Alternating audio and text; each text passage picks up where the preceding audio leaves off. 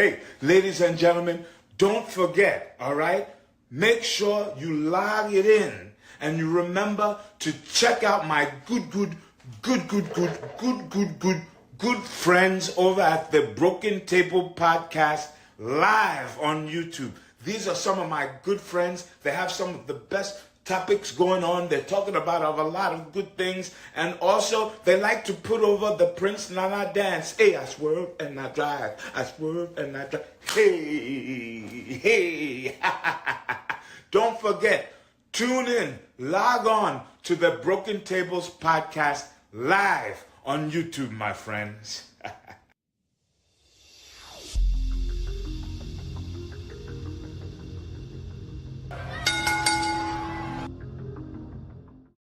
What's going on, guys? Welcome to the Broken Tables Podcast. I'm your host, Jeffrey Vegas, here as always with our co-host, the reigning, defending Broken Predictions champion, Rome. How you doing tonight, sir? The Wrestling Wars are back, Jeff, and I just want to get back on track and say fuck the Fed. Hunter, all-time loser. Michael Hickenbottom, once one of the GOATs, now a loser as well. It's really unfortunate how it happens, but here we are. I agree. We're here for our AEW Dynamite review tonight for Title Tuesday, Tony Khan's birthday. This came to us from, they were kind of saying Kansas City, Missouri, but it was Independence, Missouri, just like a little bit outside. I actually lived right outside of Independence when I was a kid for like a year, kind of crazy.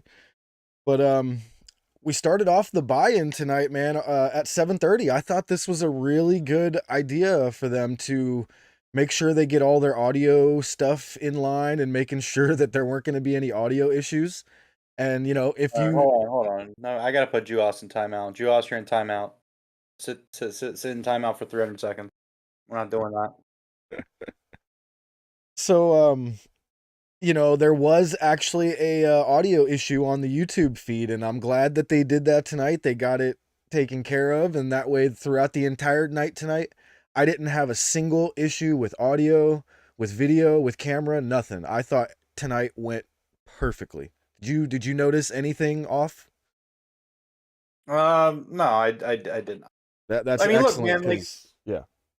I mean, I joke about it to open the show, or was it a joke? I don't know whether it was or wasn't. But I mean, look, man, Tony Khan came out swinging tonight, and I think it's important to remember that, like, AEW is going to go into this as an underdog in terms of the ratings, the viewership, even the demo. Like, I would not be surprised if we're sitting here, you know, Thursday, and WWE beats them. But at the end of the day, I think you see the counter programming, and not even just that, the level of counter programming that, you know, that Hunter and Hickenbottom felt the need to put out there. I think that's really important to take note of. Like, that's the key moment. They took it to a miniature WrestleMania level. I mean, yeah, they kind of did. They put Cena out there. They put, you know, LA Knight. I guess Taker showed up. I don't know. That's what they were saying. Cody was there. A bunch of people were there. A bunch of people that they view as a big deal were there. Yeah. Dom was there. I guess if you think Dom is a big deal, which I would also like to take the moment to really kind of think about the fact that, you know, word was coming out of WWE today and leading up to tonight that tonight for them was about sending a message to AEW, put them in their place. And like, sources in WWE were hype about, like, man, what we have coming for NXT tonight, like what we're gonna open with the show with nothing that AEW puts out will compare. And what they did was they had Cody set up a meme main event, basically. You know, dude, I am very confident that if you watch these two shows side by side or back to back, AEW absolutely annihilated NXT. There's no chance. Yeah, but so, like, setting up that NXT title match with Dom was just okay. So that's your big shot. Okay. Yeah. So I mean, it's a joke, but you know what? For them, that's a big deal, and they felt the need to put everything behind this show tonight. And I mean, quite frankly, I think Tony did just about everything he could to make sure that this was the best show it could be, and the very little things to complain about in the show. And I thought that was very smart, and you can tell when Tony's serious. He did this buy-in. He did the Kingston Suzuki match, which was dope as hell. Part of the buy-in. They advertised 30 minutes commercial free, but it was actually like 48 minutes. Yeah, that was wild. And then when they finally do the commercial, it's part of the Tony Storm thing. So it's like really, you more or less went like the hour. Like obviously there was commercials during the picture-in-picture with the Tony Storm thing, but like that made sense where like you didn't need it because it was a silent film. So like, and we'll get into it, but I think that like, man, like at the end of the day, Tony knew what he was doing, and he went out there and he wanted to show that, I mean, more or less that he can hang, and I mean, I think he did it. Oh, absolutely. The buy-in, no commercials. He went 15 minutes late. They ran 15 minutes Yeah, late. that was crazy. I was like scrambling, like, should I change the 10:10 start time? I was like, fuck it, I'm just gonna leave it. Yeah, I mean, we were gonna be. But yeah, so let's get into it, man. We started the buy-in with Renee and RJ City. I think this is the perfect place for RJ City. You know what I mean? He does very well when he does the pre-show type stuff. Enjoyed those two together, kind of running us through what we were gonna see tonight. And then we got Eddie Kingston versus Minoru Suzuki, man. Wow. I mean, I'm assuming this is one of those dream matches for Eddie, but this match was awesome. I loved it.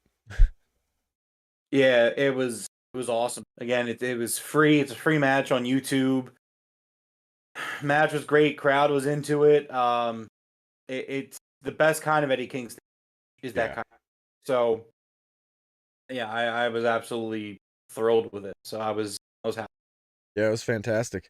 And essentially, Eddie and Suzuki chopped each other until their hands could no longer chop and their chests couldn't take anymore. And then finally, Eddie hits Suzuki with the Northern Lights suplex. I think he hit Suzuki with 3 of those back fists at one point and still didn't knock him out. So he wound up having to break out the old Northern Lights suplex. Picks up the 1, 2, 3. This was great. Absolutely loved Eddie coming over to the commentary table. You know, and he kind of grabs the headset and says, "Watch Dynamite, everybody." And Taz is like, "Yo, man, you leave me hanging." You know, he's trying to give him the old fist bump. Right. And he goes over and he hugs Taz, and the crowd goes wild. That was great. Yeah, man. I mean, and you know, I also got a sense of, I think everyone on the show tonight really understood the importance of the night. And Eddie, no exception there. You see what Eddie does. Eddie goes over and he's like, "Yo, you should be watching Dynamite tonight. There's no reason why you shouldn't." But yeah, so I mean, it was a great. What they did for the buy-in was excellent. Honestly, if they ever feel the need, or not the need, if they ever feel like they can, this is something that they should probably do on a weekly basis. Yeah. Absolutely. They got almost 50,000 viewers live on YouTube, and their YouTube shows usually don't get anywhere near that. And actually, I want to see how many views the video has altogether here. Give me one second. Football on FanDuel for sure. So what I would say, like, you know, like, yeah, like do something like this every week when you feel like you are able to, because like, look, like you got rid of Dark and you got rid of Elevation. I think this is a great way, because we already know that they do like a Dark match right before they go live. We know this. So like, just throw that match on YouTube. Have it be some really cool little match, and you know, it gets the crowd hyped up right before you go live. So that way, by the time you hit TV at 8 o'clock, which this crowd was ready to go at 8 o'clock. But I would do, like, it doesn't even need to be 30 minutes. It could be like 20 minutes. Like, go out there, do a 10-minute match, have Renee and RJ City kind of run down the card for Dynamite. Like, here's the thing. Like, we talk about Collision. Like, I've talked about Collision, right? And, like, how I think that Collision has lost some of its, like, big fight feel specialness to it. Like, you know, I mean, we could disagree on that. It is what it is. It's not the same. And no, it's not because of who is and isn't on the show. It's how it's booked, how it's presented. But like, you need to make things feel big fight. And that was what was so great about Collision for those first like 7 or 8 or whatever. But like that, doing the buy-in like that, it makes your show feel big. It makes you feel like this is a big deal coming up here at 8 o'clock on TBS. And I think they should do more of it. I just do. For what it's worth, AEW Dynamite or hashtag AEW Dynamite is #1 on top of NXT.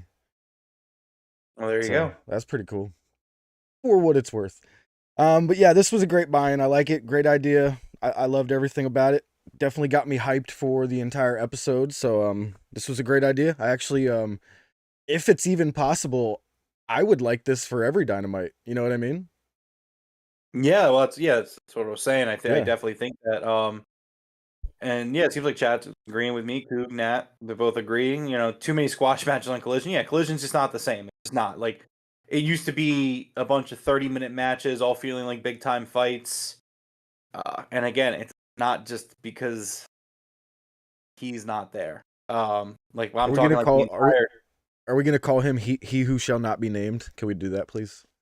No, Jeff. You see, Jeff. The thing is, right? The problem that I have with you, right? Because you thought I didn't notice, is that you're a turncoat. Because here's the thing: regardless of whether he was right or wrong, I'm gonna sit here and be the honest person that I am. I'm gonna speak from the heart, as I always will. You as soon as Punk got fired, you changed that tab in the Discord. You didn't think I noticed. I did notice. You did that flip flop thing you do, and the thing is, I feel like you get shook when I mention the flip flop because you're like, oh, it's not how it is, man. It's like, no, it is, because as soon as the perception of Punk was he's fired, you were like, let me join the mob, let me grab my pitchfork. Me, look, man, I'm just here with my heart bleeding into the internet, and that's just what it is. I'm going to continue to do it. I'm going to continue to hurt, but I'm going to be real. I think maybe, Jeff, maybe you could take some notes. You want me to be real? I tried to support the guy until the evidence was insurmountable that he was a douchebag. So that's where we'll go being real. Well, sometimes it's a thing called loyalty. I know it's. I mean, you can continue to be loyal to the guy. I'm not going to knock you for it. I chose not to be. I'm going to be loyal to anyone that's earned the loyalty. That's especially like I don't think he's going to the E. I'll start there. But if he winds up over in the E, I will never ever let the dude live it down, and he'll lose every ounce of respect I have. I have no comment at the time. But all right, let's get into this because this was a great episode. We started off with Christian Cage in the production truck standing there. With all the TV screens behind him and the guys that hit the buttons there. I thought this was an awesome little touch to start off Dynamite. Especially for anybody that might have been trying to compare NXT and AEW tonight. The first thing they got to see was Christian Cage looking like a fucking champ with that TNT title over his shoulder. I love the way they started this. Yeah, I thought it was a great thing to do because number one, it was unique. Something that you don't do very often. It's a unique shot. And again, I'm a big mark for unique moments in your wrestling show. If you have an opportunity to do something that you don't normally do it. So, having Christian in the TV truck, I love how him being the douchebag heel that he is. He's like, thanks to my greatness, because I am the TBS champion or TNT champion, the face of the network, I'm the one that's got us no commercials for the first 30 minutes. That was great. And then he tells the people in the truck, start the show. And they're like, all right, start it. Just like... That was awesome. Okay. Yeah, it was. It was really good.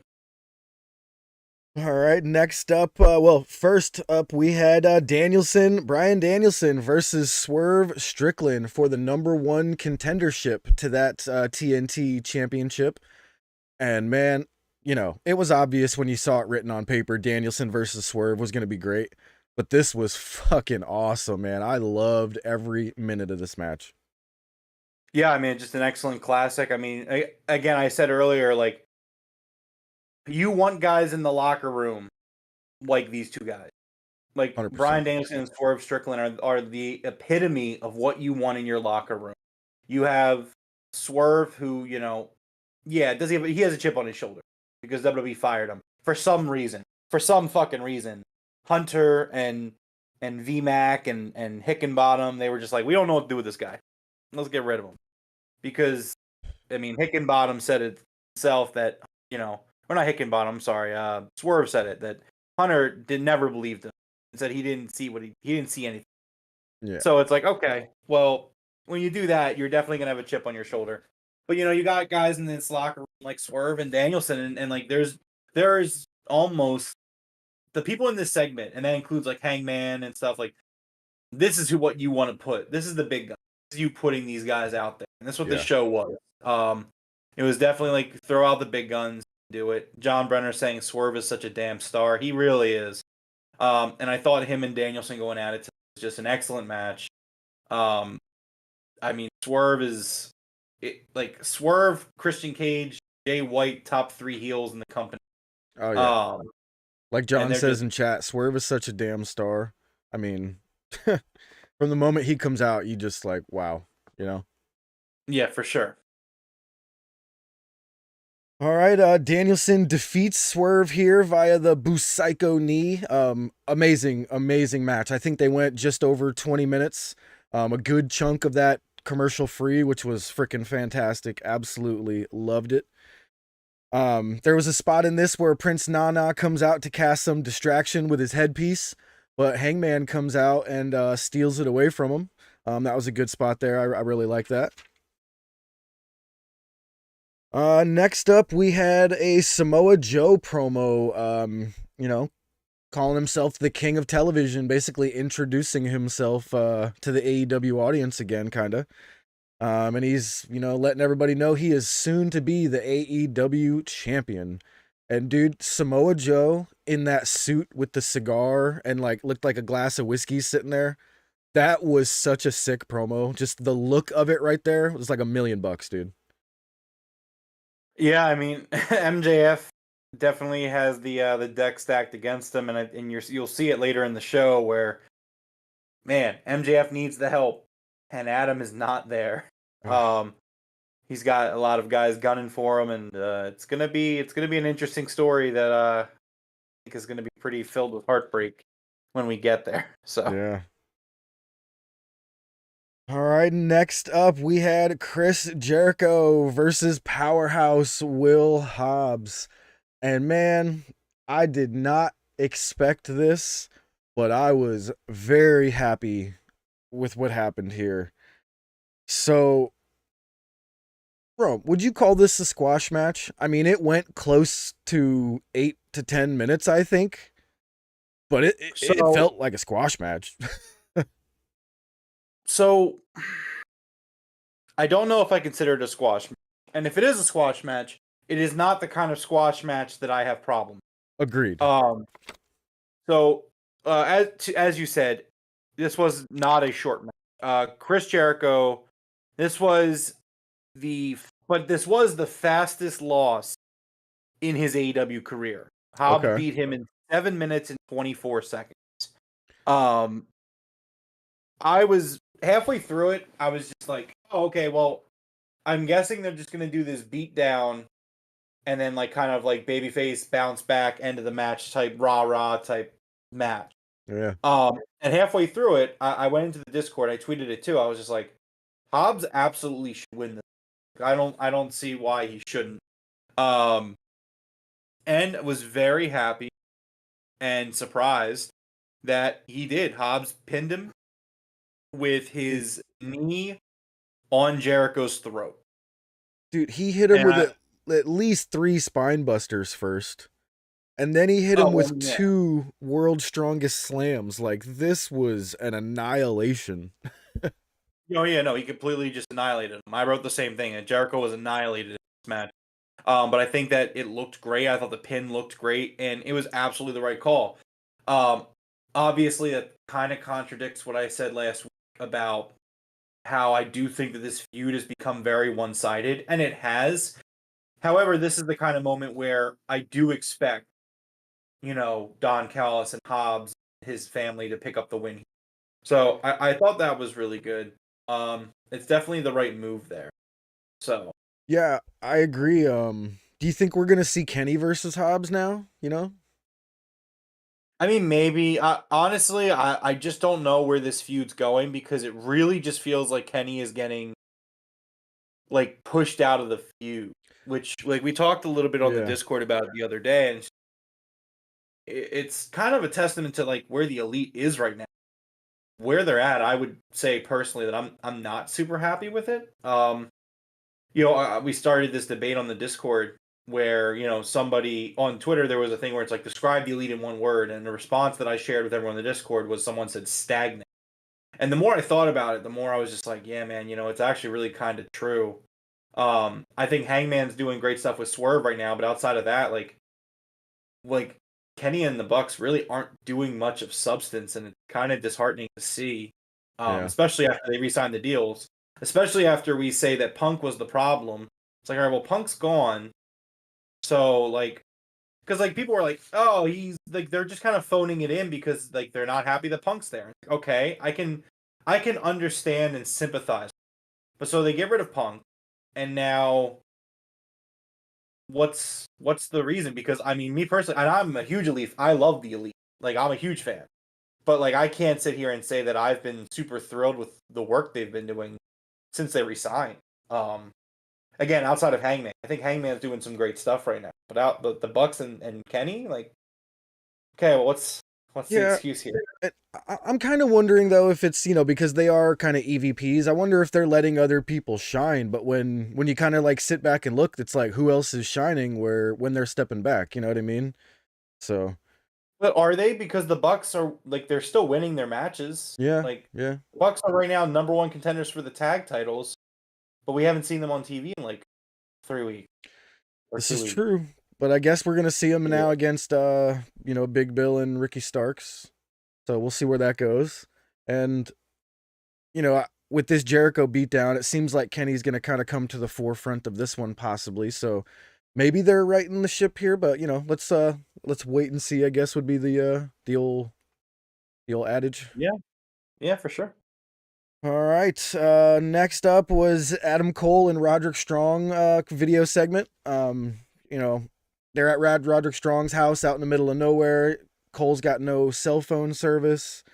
And Roddy says he needs his grass cut, and he makes Adam Cole, who's got a broken ankle and torn ligaments in his leg, cut his grass while the Kingdom sit there on lawn chairs. I wanted to jump through my TV and kick the Kingdom in their faces. Like, I don't know, but this was good. I thought it was funny. They put Adam Cole in a Neck Strong shirt, and they had the giraffe. What did they call the giraffe? Rick Strong? Yeah, Rick Strong, the giraffe, the most strongest animal in the animal kingdom, they said. And Adam's like, it's weird. There's no cell service here, so I can't call Max. You don't have any TVs, so I can't watch Dynamite. And Roddy says, TV is the devil, Adam. It's the devil. That was great. Adam Cole just wants to go get his surgery, and he wants to go and call Max. And Roddy says, Adam, I just need one more thing. And the segment. Man, just one more thing. Jeez. All right, what do you think the one more thing was? Is there anything implied, or do you think it's just another bullshit wasting his time? I think it's another bullshit wasting his time. I think that this, and I mean, number one, I think that they filmed all these segments, obviously 3 weeks ago. Yeah. That's just my opinion. I think that like this storyline, I'm curious to see where it goes because where it's going, I think, is going to be a very weird spot because, like, so clearly it seems like Roddy and the Kingdom are trying to keep Adam Cole, number one, from doing his surgery for as long as possible. Mm-hmm. And number two, they're trying to make it so he can't communicate with MJF. And so, like, obviously Roddy, complete and total fucking heel here. That is Yeah. gaslighting ass bullshit. And so like I don't know where this story goes because I think clearly we're kind of setting up for MJF to get overwhelmed and just not have Adam, and eventually him say, well, fuck this, you don't have my back. So, and then like what is Roddy and Adam like? Do they stay friends? Because like I don't think Adam Cole should stay Roddy's friend if this all leads to that MJF and Adam Cole breaking up. So it's like I don't know. It's an interesting place for the story to be in, and Yeah. I'm That's why I very like it curious. though, because it's real hard to predict. You know what I mean? Yeah, no, it is, but it is interesting. So Yeah. I guess we'll see what happens. I'm very curious to see where they go. Remember, television is the devil. Next up, we had Orange Cassidy versus Ray Fenix for the International Championship. I'm not sure if you mentioned it earlier, but I forgot to mention it that they did announce that Jon Moxley was not medically cleared to wrestle yet. So Hook showed up, and Hook was like, "Why not Orange Cassidy?" So it wound up being Orange Cassidy versus Ray Fenix here. Um, this match was amazing. Obviously, I think they're didn't they have a match before?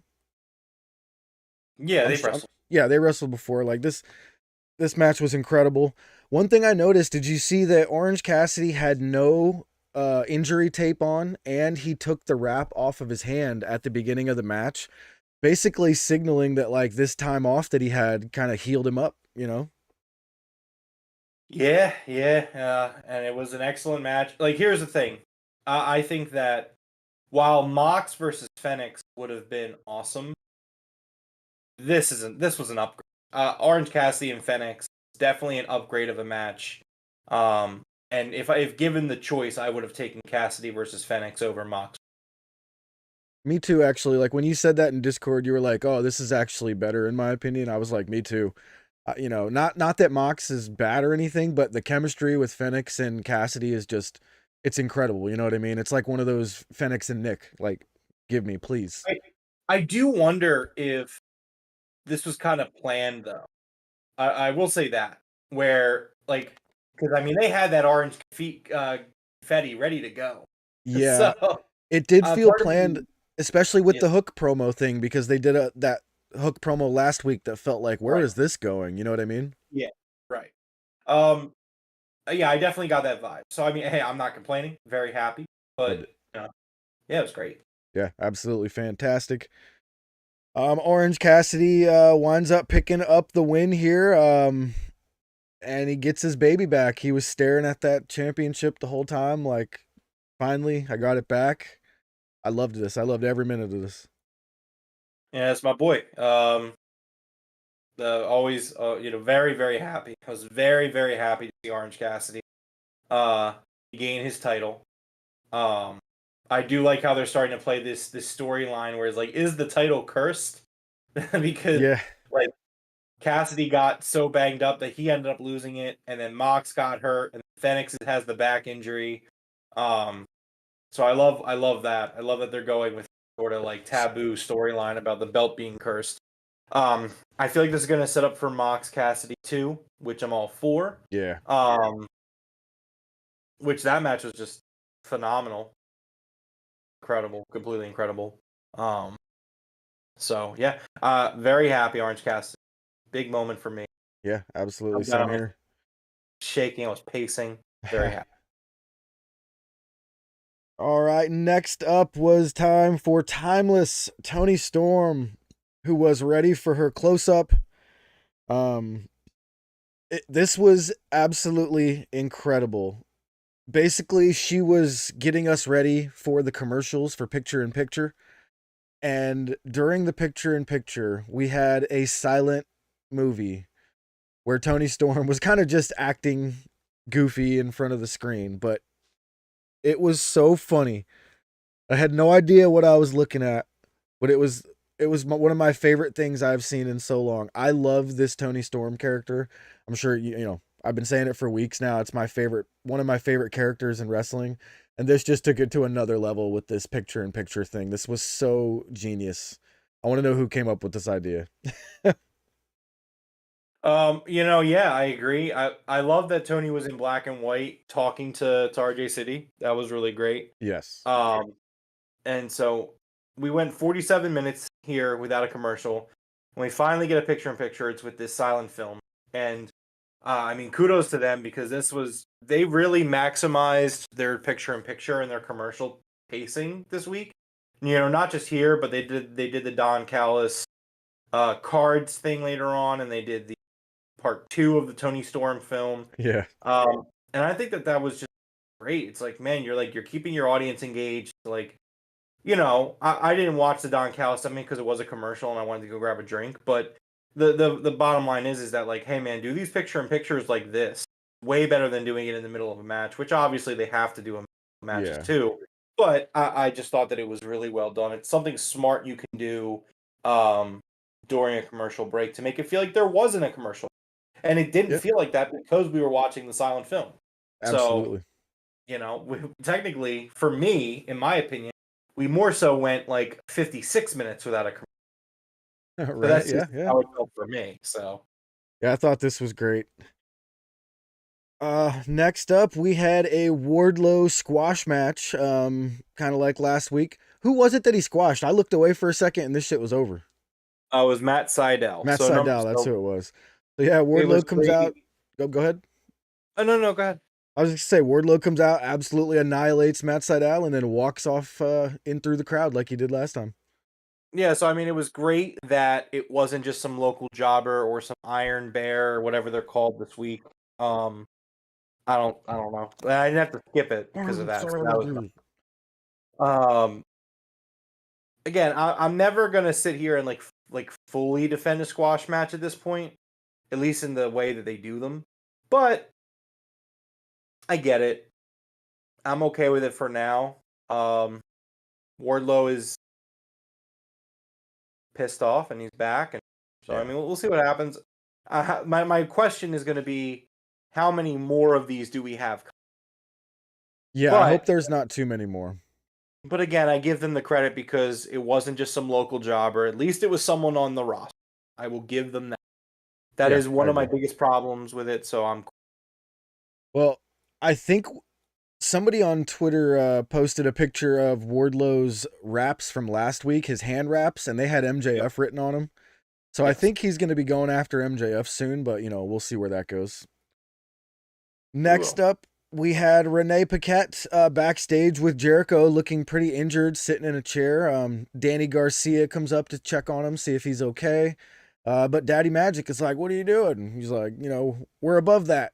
And, they walk off, and Jericho does not look good. He's sitting in that chair after that beat down by Will Hobbs, and I have seen Jericho in much better shape.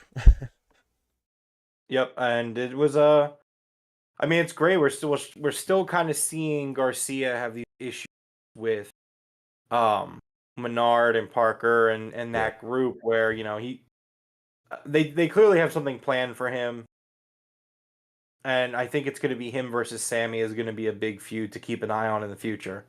But yeah, apparently Fozzie's about to go on tour again, so maybe that's why Jericho's hurt though. Also, I was just thinking they probably were writing him off for that.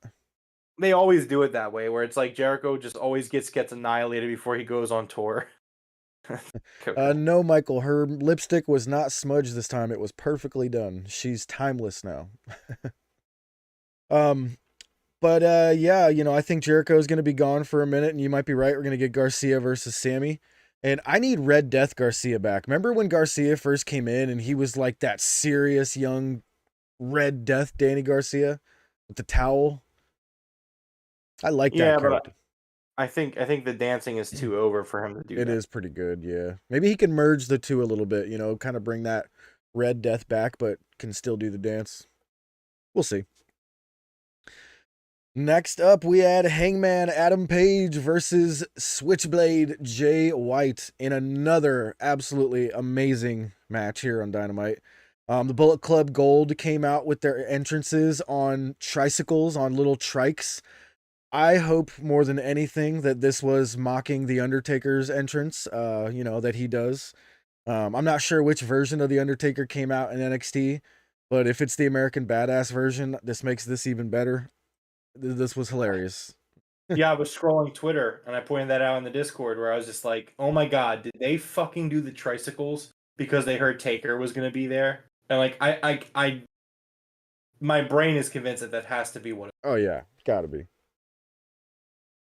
So this was great. The Bullet Club Gold were out there casting distraction the entire time. So did Prince Nana, actually. He came out there as well.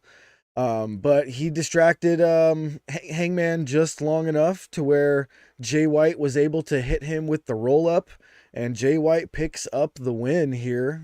Help, of course, help from the Bullet Club Gold and Prince Nana with the distraction there. This was awesome. I absolutely loved the match. My only problem with this one is this is the fourth time that these two have faced each other if you count all the New Japan stuff. And now Jay White's 4-0 against Hangman. You know what I mean? So I'm kind of like, damn, I thought for sure he was going to pick up the win on this one. Oh, you thought Hangman was going to win? Yeah, just because he's lost three already to him. Yeah, but Jay White's got the match with MJF at Full Gear. That's true, but Oh, yeah, no, this match, honestly, I'm not going to lie to you. This match went 100% exactly how I expected. That doesn't mean it was bad. I really liked it. It was exactly as I thought they should have done it. I thought Hangman and Jay White have good chemistry. I think that they had a great match. Having Nana come down, especially when you had Hangman cost Swerve the match, first match of the night. Yeah, it just made so much sense. Nana came down, distracted him. I wouldn't have done. So I actually would have done something.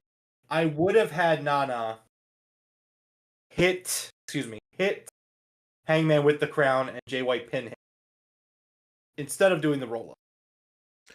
Well, so he tried to hit him and Hangman caught it, which I kind of liked. No, see, I would have just like give Nana as a heel, give him that one up thing where he one ups Hangman. Well, he still got it, He walked off laughing, but he had to run, but he still got it. My point is more so like kind of a point that you've made in the past where did we really need to do a roll up there? Like I would have much rather had Nana lay out Hangman and then Jay White do his finisher. Because you get the same desired outcome. Like Nana cost Hangman the match. True. Like that's but like I don't know. I just would have done that. If like, anything, it would have made Nana look stronger. You know what I mean? But about it. I think that this we've mentioned this before. I think I mentioned this a few weeks ago. I think Tony needs to kind of let it go sometimes, and I think he's a little too overprotective in his booking. Where it's just like, okay, like you don't want Hangman to get pinned clean, even though it's not a clean pin. Yeah. You'd rather have him get rolled up, and I can understand the logic. Yeah. But at some point, like, well, why can't Jay White just hit him with the switchblade after an interference? Like, it's the same thing. It's just it's more devastating. It's more devastating the way I don't know. That's just me. I see what you're saying. Way. But everything else, I think either way, we got to the same end result. Right? Yeah, for sure. So as the Bullet Club Gold are celebrating the win up there, Hangman chases Prince Nana into the back, and MJF shows up, and he basically tells Jay White, give back the triple Bs, like be a man, do the right thing, and give me back my belt. And Jay White calls it the Bang Bang Belt. Another analogy for the triple B or whatever that word would be. That was awesome. I couldn't believe that it actually worked like that. The Bang Bang Gang and the Bang Bang Belt, triple B.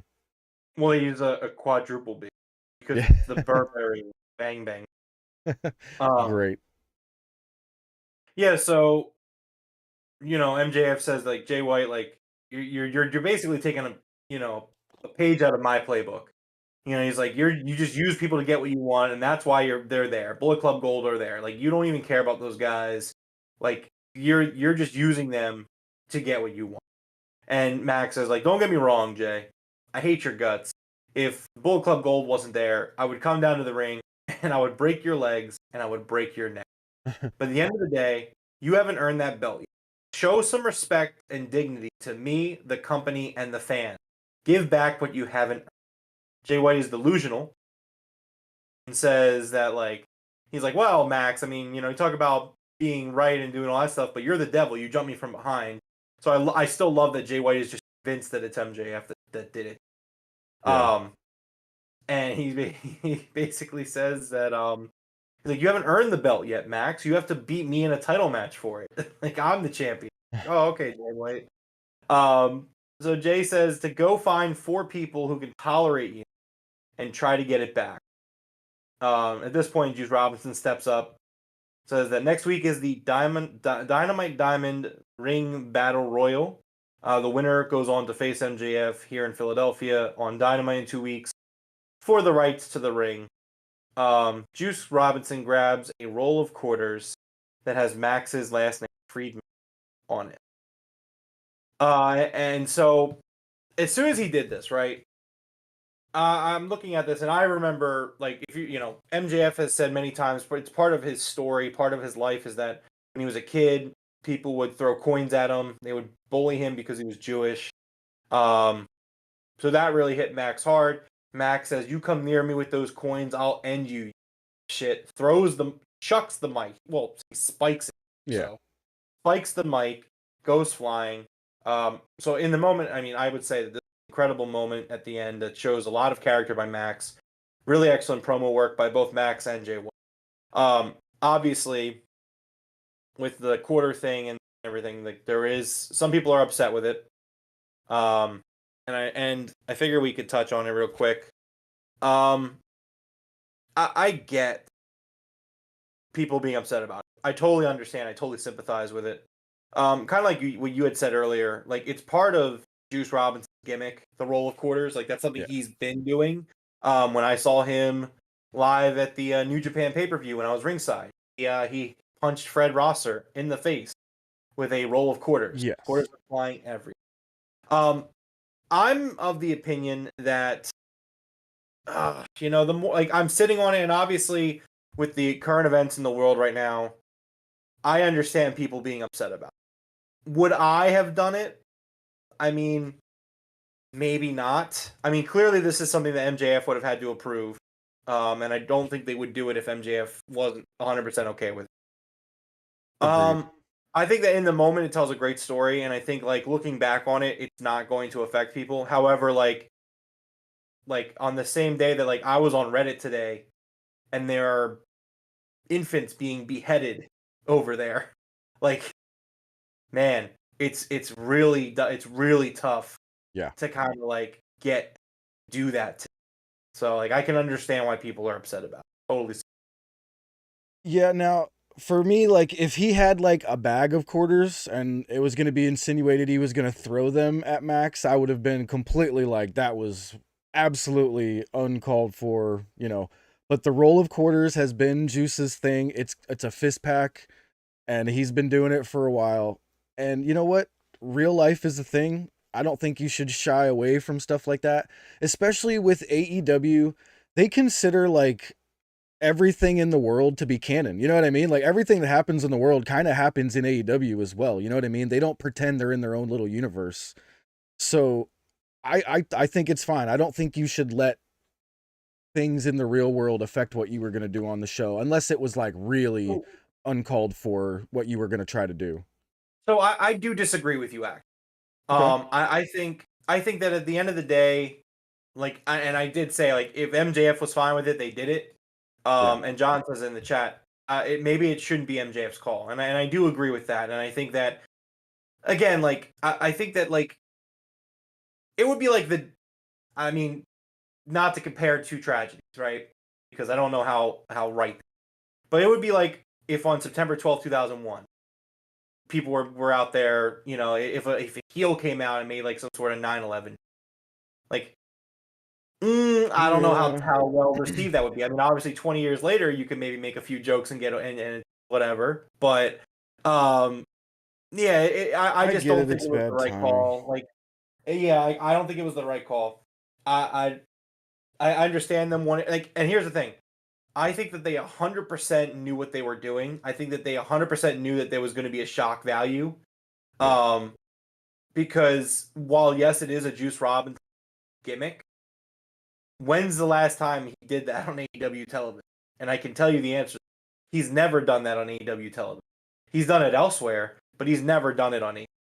What do you mean, with the quarters? Like, I've never seen him do the roll of quarters thing on AEW. I've seen him do it in New Japan. I've never seen him do it on AEW. That was his thing when he was here on Collision, I believe, the first couple of times. I'd have to go back and look, but, like, that was his thing. I don't. Maybe I'm wrong. Yeah. I'm not saying for sure I'm right. I don't recall Juice ever doing it in a. Again, I've seen That's him the do it only in New place I've Japan. seen it. I don't Oh, watch man, him. I don't watch him anywhere else. So that's the only place I've seen it. Nat, you are correct, and I'm well aware of what I said. Yes, yeah, you are correct. They Yeah. did do that. That's not okay. So, like, proving my point. Thank you. All right. But yeah, again, I wouldn't have done it. I think that the current events are just a little tight right now. Not even a little. It's very sensitive. And again, like, not to repeat really terrible information, but I was on Reddit today, and the shit I was looking at, getting caught up on the situation, it's just like, Oh, dude, it's worse than a lot of people could even imagine. Like, if you don't know, go read. Other than mainstream media, go read what's actually happening because it is holy shit. yeah, But let's get off of that and let's just say this. I completely understand how people think that it was very bad timing. But like I said, I think it wasn't. I don't think it was far enough crossing any line where it would be taking it out of the show. You know what I mean? That's just kind of where I'm at. yeah. I wouldn't have done it. I definitely wouldn't have done it. 'Cause And John again just says it in the chat. It's like you can't have what's going on in the world right now, and do some anti-Semitic stuff. It's not it's not a good look. yeah, I just the show Like, must go on. I if I guess. was WBD, I'm not gonna lie. If I was WBD, I'd be upset with it. Like, that's me. Like, I would definitely be like, Tony, what the fuck was that? Like, Well, you'd imagine they have somebody there that approves stuff, wouldn't you think? I don't know if they have someone there in the moment that's approving every single thing. Like, they have a censor because, oddly enough, MJF had the word shit censored twice, but they let that through. So I mean, again, like, I don't know. Yeah. He did say it once and then they censored it the second time. That was weird. I don't know. To me, it's a read the room thing. I don't think it was the right thing to do tonight. Yeah. I can see that completely.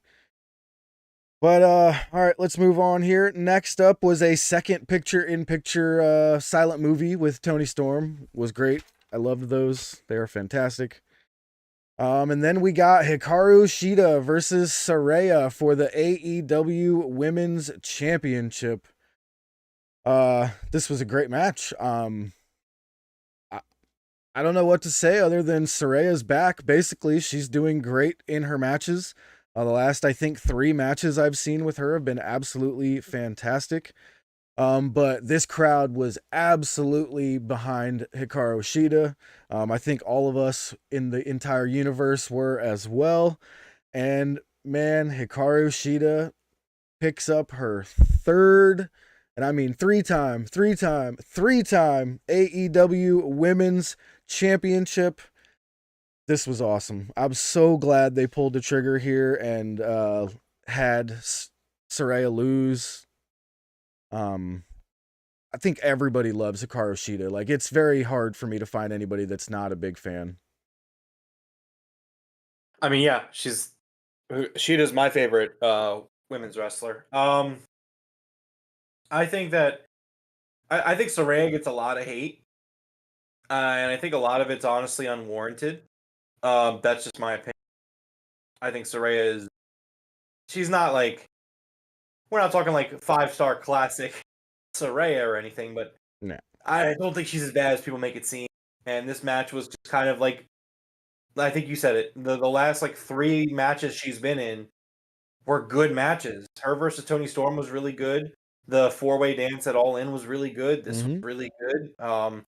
I mean, we can keep hating on Saraya if that's the narrative, I guess, but I don't think it's warranted. No, like, not as a wrestler at all. Like, I understand some people don't like her as a person, and so be it. It's just like, as a wrestler in AEW, I think she's doing great right now.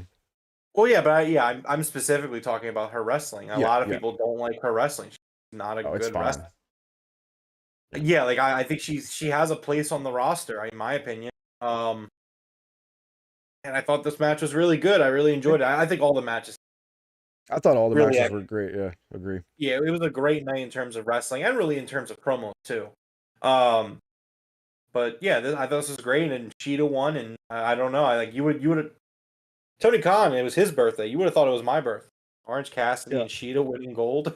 Right? Like, You saw my okay. tweet. I was like, man, it's Tony's birthday and he's giving us the presents. I was like, this is great. Yeah, this is incredible. So yeah, Hikaru Shida, your only three-time AEW Women's Champion. This was great. Absolutely loved it. Next up, we had an announcement that Chris Jericho was taken to the local hospital due to his injuries from the match with powerhouse Will Hobbs. And this is where I think they're kind of writing him off of TV for that Fozzy going on tour. That squash match was brutal, to be honest with you. That looked like one of those squash matches that you usually see some no-name local guy take. Jericho got his ass beat in that match, but he's heading off into his tour dates, and maybe we'll see him in a couple months. Yep. Next up, I believe, was the major announcement by Tony Khan that they have donated hundreds of thousands of AEW toys, action figures, all around to the what was the foundation that they donated it to? Just the It was for Toys for Tots. Toys for Tots. For some reason, my brain kept wanting to say Make-A-Wish, but yeah, it was Toys for Tots. That's like millions of dollars worth of toys. So they did say that it was $1 million. Yeah, $1 million worth of toys. Just an absolutely incredible announcement from AEW, like what they're doing. Do that for a bunch of kids at Christmas time who otherwise aren't gonna have things. That's a really awesome, really awesome move by Tony Khan. Yeah, that's a huge amount. That like, I think they said over 200,000. That's a lot. That's awesome. Next up, we had Don Callis during the picture-in-picture, and you said you missed this part here. So Don was drawing a picture on a big piece of whiteboard, and it turned out to be a picture of Kenny's face or his head, and it had like a hand stabbing a screwdriver into his neck with like blood all over the picture. So that's what that was. Take with that what you will. I'm not sure Kenny has been written off TV yet, has he? Nat said Kenny and Jericho both being written off. I don't feel like Kenny's been written off yet.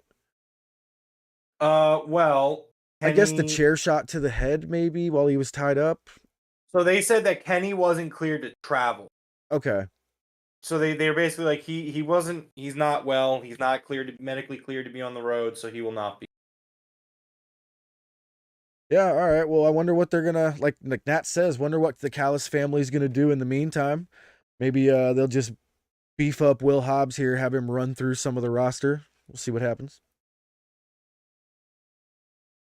All right, next up we had Renee Paquette with MJF, and he just lets her know, like, listen, Renee, I love you, but I don't feel like being interviewed right now. I just want to call my boy and get some advice. Calls Adam Cole, and he actually does answer the phone, but he's got the horrible service, and not sure if he was, lying or not here, but he makes it seem as though he can't hear MJF. MJF looks pretty upset by this, and the Acclaimed show up. And Max, this Max's infatuation with MJF seemed to have gotten under Daddy Ass's skin a little bit here, huh? No, they were just kind of they were helping Max get to the line of he likes it when Max plays hard to get. I think that's what it more so was. I mean, look, man, if we get the Acclaimed and MJF teaming up on Collision, like that's something I definitely would want to be on my team. There are 4 guys in the Bullet Club Gold. Well, yeah, I mean, that's why it makes sense. So I think that they're going to do it. I would love, and I think that what's going to happen is that, like, Caster is going to want MJF to, like, scissor, and he's not going to until the end of the match. And then he's going to... Hold up. Hold on. Okay, I know that the bodies don't match, but those masked people, do you think the Acclaimed could be part of that? Like, they're attacking anybody that's going to wrestle MJF or something? Like, I'm just throwing it out there. Like, do you think Max could be involved in that? That wouldn't fit the Acclaim at all. Well, Like, no, at but all. they haven't been heels at all yet, have they? The Acclaim have been heels. They were They heels were a for while while. back. Yeah, you're right. Yeah. But, huh. Yeah, no, Yeah. I think you're kind of I'm stretching here, but I don't know. It just kind of popped into my head there because he seems a yeah, little it's a hard obsessed with question. MJF. Well, it's just because of Twitter stuff. Yeah, I know. Which I think that like I think people getting, because I did see some really weird discourse where people are just like, this is some stupid Twitter bullshit. Why is this all made? Why did this make it to TV? Coog, stop it. Oh, we can't do it. Can't. I'm gonna keep doing it, but we can't do it. That'd be so good if it was Punk and FTR. Nat's like the Acclaim debuted as heels, Jeff. That was literally what they were for like a year and a half, 2 years. But I mean, Coog derailed my train of thought. We can carry. We can Oh just yeah, move you're on. good.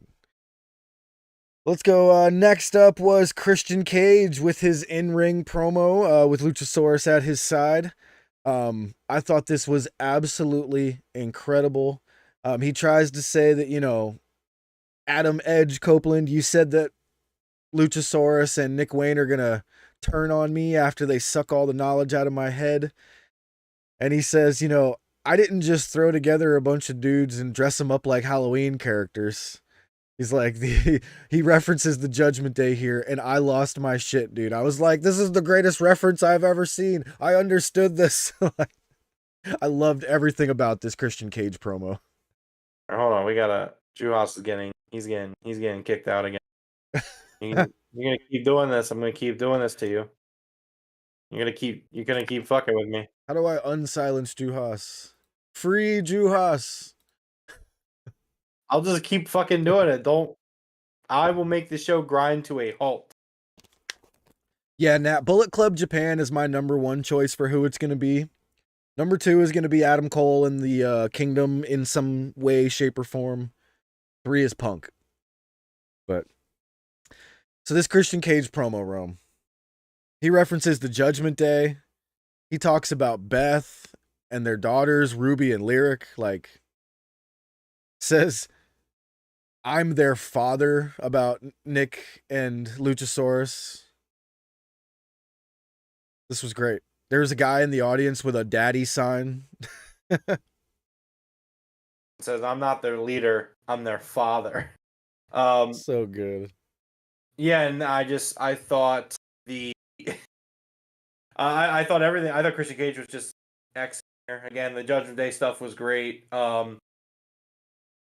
I love also just Christian saying like, "Hey, you wanted to be a team together," but like that sentiment about ending our careers together wasn't there a few years ago when I was deliberately being held back while you were being pushed to the. You didn't care then.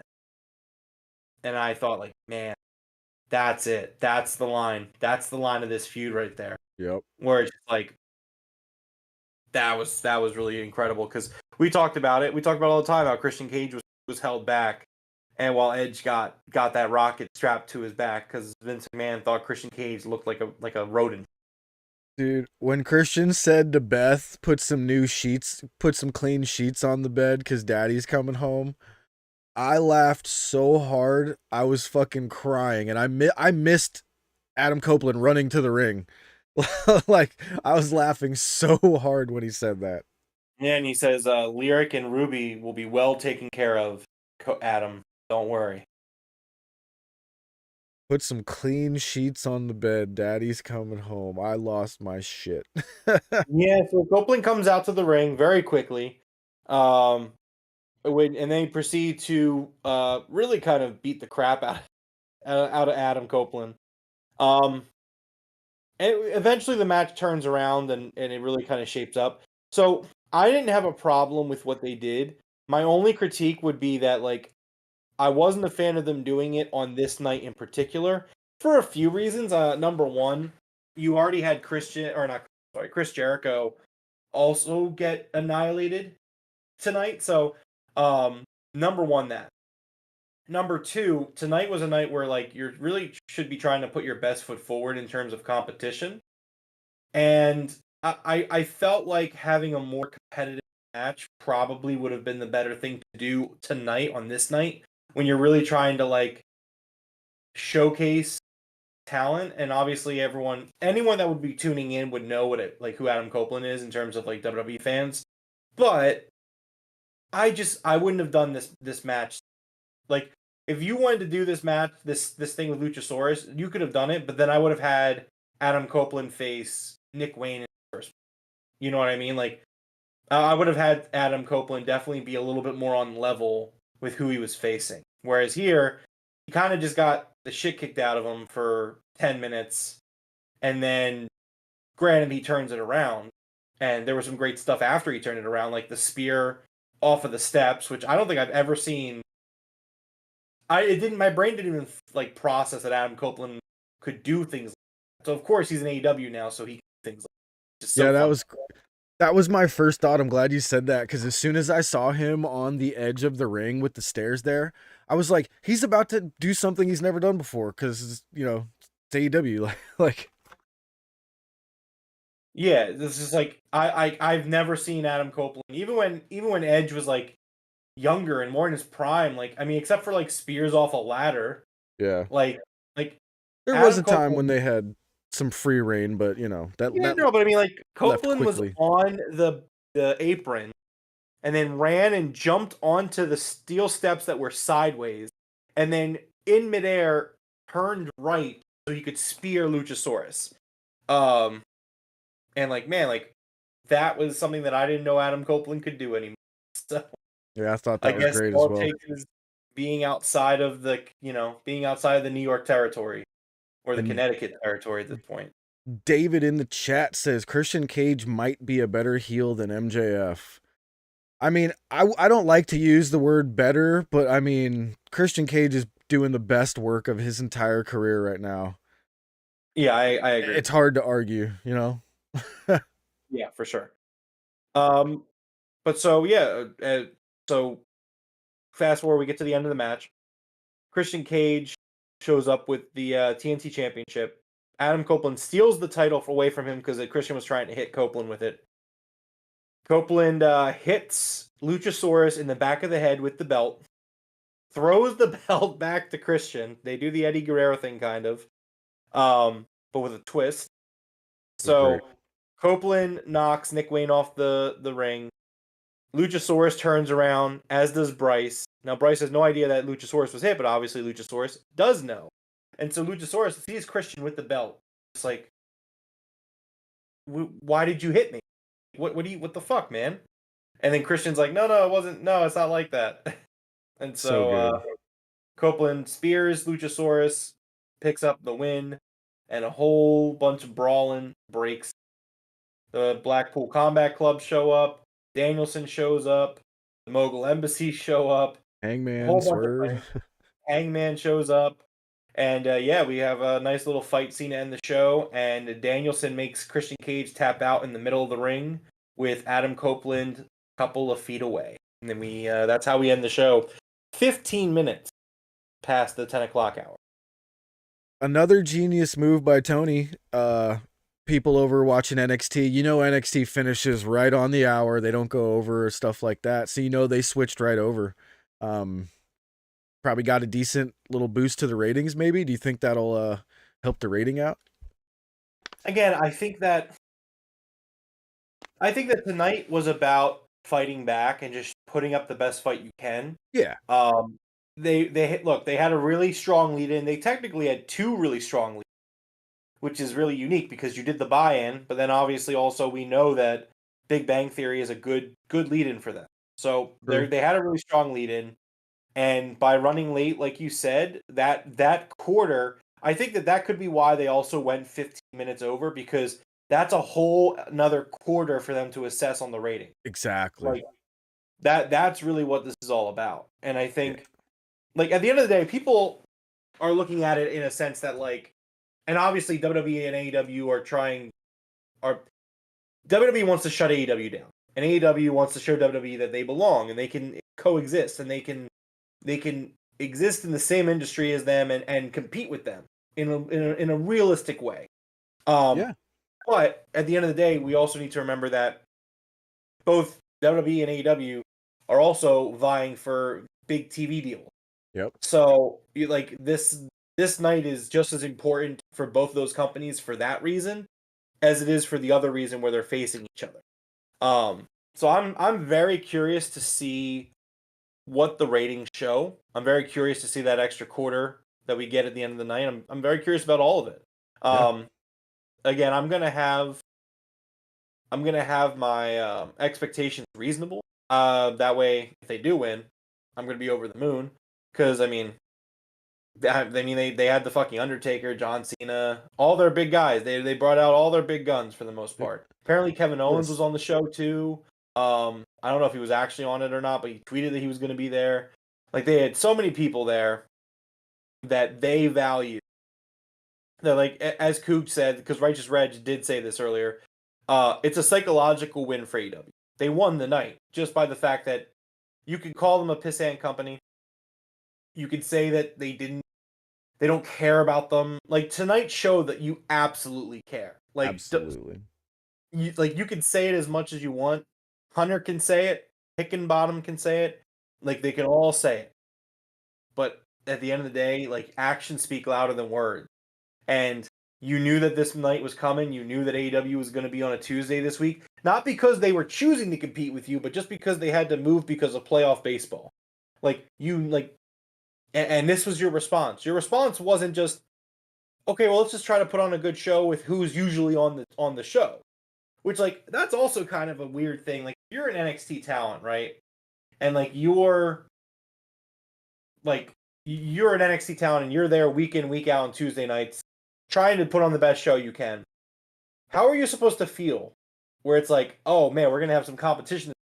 And they're like, yeah, but half of you NXT guys who are usually on the show this week, we're not going to book you. We're going to bring in Cody Rhodes for 15 minutes. We're going to bring in Dominic Mysterio. We're going to bring in John Cena. We're going to bring in The Undertaker. We're going to bring in Kevin Owens and Paul Heyman and LA Knight and all these guys. We're not going to book half the people that are usually on the show. I think that's a slap in the face to the people you have there in the warehouse. I don't know. I wouldn't be happy. That's just Rome. I just came up with a little bit of an analogy here for tonight, and I couldn't be happier that you're the co-host, being from Philly. Oh. What do you think about this being like Rocky versus Ivan Drago? When Ivan was out there getting all the steroids pumped into him, he's got that scientific machine of the entire country of Russia behind him. Rocky's just out here drinking some raw eggs, you know. AEW is just over here like, okay, you guys want to fight? They just put the gloves on. That's all they did tonight was put the gloves on. WWE went out and got every ex-champion they've ever had. Like, you know what I mean? Like, this feels like Rocky versus Ivan here. You think that's a good comparison? Yeah, I do. I think it's a very good comparison. You know? And we'll have to see how they do in the ratings. I mean, obviously we'll be talking about it in the Discord when those come up on Thursday. Yeah, because it'll be Thursday this week. Yeah, we'll see how the judges score it. You know? Yeah, for sure. And I mean, like, look, man. Yeah, I thought the AEW put on an excellent show. They pulled out all the stops. They did everything that they wanted to do. And at the end of the day, I mean, that's what matters. Like, if you're WBD, if you're Warner Brothers, you should probably be looking at AEW, and like they already should. But like, this is a company you should probably back up the Brinks truck for. This is a company that bends over backwards for you. This is a company that is cheap to produce, very entertaining. They're willing to compete. They're not going to rest on their laurels. Apollo Creed would be WCW. It makes so much sense. It really does, actually. Who would be Apollo's trainer? Who's like, throw in the damn towel? Like, who is that? Who would that be in this whole analogy? Like, who's the guy? Would it be Bischoff? Right? I don't know if it would be Bischoff necessarily, but it's like maybe Tony Schiavone. No, it would be Schiavone. Throw in the damn towel. Oh man. Yeah, but so we'll have to see how they do. I think they're going to do great. but they already won, so it doesn't Yeah. I had matter. another analogy going too, like boxing, so WWE came for a fight and they loaded their gloves with some bricks, and AEW was just kind of like, we'll just wrap our hands a little bit. We're good. And they went 12 rounds. They may not have won it, but, I think they'll be right there near it. I think we're going to be closer than some people think, to be honest. I think I am hopeful that it'll be closer. Yeah. I just want it to be nice and close to where they can't be like, ha, ha. Be like, you guys did all that, but we'll see. Well, I mean, again, if WWE blows AEW out of the water, I mean, like, okay, well, yeah. Again, you brought it's everybody the out the woodworks. Undertaker and John Cena. Like you're really throwing people on there that are known to be some of the in that company's history and that company's lineage, the best of all time. Like these are people that transcend the the culture of wrestling. It's like people who don't watch wrestling know who the Undertaker and know who John Cena. Yeah. So it's like when you bring in guys like that, that is going to be an unfair advantage. Like that AEW doesn't really super have. The closest they have to that is Sting, and I mean, they didn't have Sting on the show, granted, but right. Nat says she thinks there's a legit chance of winning. I think we got a legit chance to take the demo, but the overall overall viewership, if we win that, I would be blown away. But let's go. So I agree with Nat's point there, where it's like, man, if it's close, yeah. Oh man, if it's already a win. Like Reg said, like you said, just the fact that they had to bring all these people on to an NXT show, that's already a win in AEW's book. You know what I mean? Yeah. Like you had to change your entire programming just to compete. You know what I mean? So okay, whatever. Yeah, for sure. All right, man. You want to add anything else on tonight? You got anything else? No, I think I'm good. All right, we'll go ahead and close us out then. All right. Well, this has been episode 180 of the Broken Tables podcast. Thank you to everyone hanging out with us in the chat tonight. Thank you to Nat, the Coog, Michael Duke, David Durham, John Brenner was here earlier, the coach. Which coach, because you're listening to this, later. Honestly, dude. So Coach revealed in the beginning of the show, as we were going live, that he got I guess it was a new phone or something, right? And yeah, he got a new phone, and he can't remember the Discord password. And so I had noticed that Coach was mysteriously vanished. He wasn't on the Discord at all. And I, honest to God, Coach, I thought that you had went MIA because the Ravens got beat by the Steelers. I really thought. Hold on, let me. I thought the same thing. I was like, damn, is he disappearing just because they lost? I was like, I know Juhas, it was I'm a going to bad leave loss. my comment up because what you said is correct factually, so I'll leave that one. Juhas was here as well. I currently hold on my phone Juhas's AEW. He probably should respect that fact, but I mean, I guess he's just gonna try to continue to hurt me. People, that's what my friends do. My really great friends I have. They just continue to try to hurt me. But anyways, I thought Coach was just MIA because the Ravens got beat by the Steelers, and he was like, I'm done. I can't live anymore on the Discord. That's honestly what I thought. Coach, you got to just forget password on Discord. Yeah, They'll take care of it. I actually remember thinking earlier today, I was like, 3 days is a long time to stay out of Discord just because you lost a game. That's what I was thinking. Right, Eagles have lost games. The Eagles lost the Super Bowl, and I was in the Discord the next day. I don't know what the problem is. Oh shit. Anyways, make sure you like and subscribe on your way out. It helps the show. Speaking of help the show and helping the channel out, subscribe to become a member. $5 a month. You get an arcade cabinet badge where you can level up, and the arcade cabinet badge will level up as you remain a member. It helps us make the show better, so we can put more into the show and make it better for you guys. Make sure you join the Discord where we're always talking about wrestling and video games. Speaking of video games, we also have the Game Room podcast.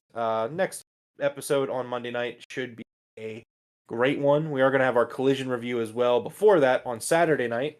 Yeah, I think that's just about it. So everyone have a great night. All right, guys. Everybody, thank you guys for hanging out with us. Top Guys out.